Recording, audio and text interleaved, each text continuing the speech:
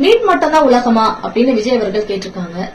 அரசியல் மட்டும் தான் உலகமா, வேற ஏதாவது வேலை போய் நீங்க பாக்கலாம் இல்லையா அப்படின்னு சார் எங்களுக்கு உங்களை பார்த்து கேட்கணும்னு தோணும்.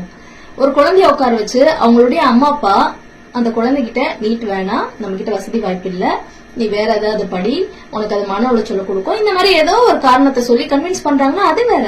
நீங்க படிக்கிற பசங்க எல்லாரையும் கூப்பிட்டு உட்கார வச்சு பரிசு தர பாராட்டுன்னு சொல்லிட்டு அவங்க மத்தியில மேடையில நீட் மட்டும்தான் உலகமா, நீங்க யாரும் டாக்டர் படிக்காதீங்க, டாக்டர் ஆகாதீங்க அப்படின்னு பிரச்சாரம் பண்றதுன்றது எவ்வளவு தவறான விஷயமா பார்க்கப்படுது. அப்போ நீங்க நீட் ஆதரவாளரா அப்படின்ற ஒரு கேள்வி எழுது. இன்னொன்னு, நீட் என்ட்ரன்ஸ் எக்ஸாம் அப்படின்றத தாண்டி அது ஒரு மோசடி, அது ஒரு சமூக அநீதி, பணம் இருக்கிறவங்களால மட்டும்தான் படிக்க முடியும்ன்ற மாதிரி தான் அது இருக்கு. இதெல்லாம் தாண்டி இந்த ஏழை எளிய மாணவர்கள், பிற்படுத்தப்பட்டோர், மிகவும் பிற்படுத்தப்பட்டோர், பட்டியலினத்தை சேர்ந்தவங்க, இவங்க எல்லாம் கூடவே இன்னும் ஒரு சில லிஸ்ட் வச்சிருப்பாங்க. இவங்க எல்லாம் டாக்டர்ஸ் ஆயிடக்கூடாதுன்றதுக்காக தான் நீட் கொண்டு வரப்பட்டதா பார்க்க. அப்படி இருக்கும் பொழுது இந்த கேள்வியை நீங்க மாணவர்கள் மத்தியில கேட்டது எவ்வளவு தவறான ஒரு விஷயமா இருக்கு. இந்த கேள்வி உங்களுக்கு சரியான கேள்வி அப்படின்னு தோணி இருந்தா கூட இதை யாருக்கிட்ட தன்மை கேட்கணும்? நீட் ஆதரவாளர்கள் கிட்ட போய் கேட்கணும்.